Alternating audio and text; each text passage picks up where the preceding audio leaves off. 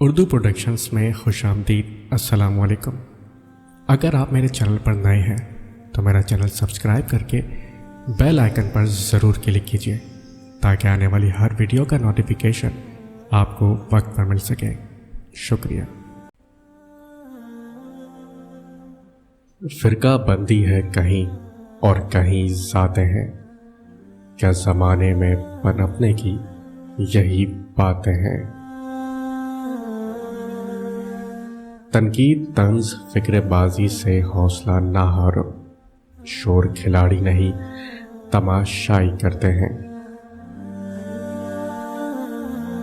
پریشانی میں مذاق اور خوشی میں طعنہ مت دو، کیونکہ اس سے رشتوں میں موجود محبت ختم ہو جاتی ہے۔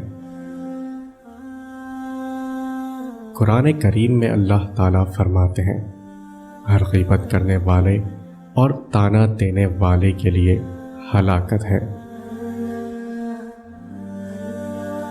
ہر وہ کامیابی ہار ہے جس کا مقصد کسی کو نیچا دکھانا ہے۔ تم اس وقت تک کسی کے گناہ گار ہونے کا طعنہ نہ دو جب تک تمہیں یقین نہ ہو جائے کہ تمہارے اپنے گناہ بخشے جا چکے ہیں۔ کسی کا مذاق اڑانا، طعنہ دینا اور برے نام رکھنا حرام ہے، اور ایسا کرنے والے کو قرآن پاک نے فاسق و ظالم کا فتویٰ دیا ہے۔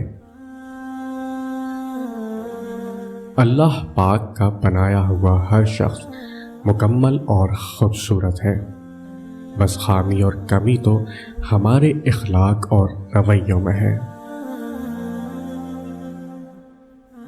نبی کریم صلی اللہ علیہ وسلم فرماتے ہیں، جو گناہ سے توبہ کر چکا ہے اسے اپنے گناہ یاد مت دلاؤ، ورنہ اس وقت تک تمہیں موت نہیں آئے گی جب تک اس کے گناہ میں مبتلا ہو کر تم ذلیل نہیں ہو جاتے۔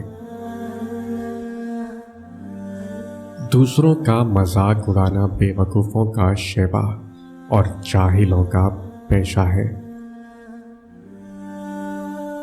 دوسروں پر کیچڑ مت اچھالو، اس سے اس کے کپڑے خراب ہو یا نہ ہو تمہارے ہاتھ ضرور خراب ہو جائیں گے۔ جو شخص آپ کو نیچا دکھانا چاہ رہا ہے وہ تسلیم کر رہا ہے کہ آپ اس سے اونچے ہیں۔ اپنی زبان کو کسی کے عیبوں سے آلودہ نہ کرو، کیونکہ عیب تمہارے بھی ہیں اور زبانیں دوسرے لوگوں کی بھی ہیں۔ اپنی شکل پر کیسا فخر کرنا، یہ تو نے خود نہیں بنائی، نہ ہی اپنی ذات اور نسب پر فخر کر جو تو نے خود اختیار نہیں کی۔ ہاں، تیرا اپنے اخلاق پر فخر کرنا بنتا ہے کہ یہ تیرا اپنا بنایا ہوا ہے۔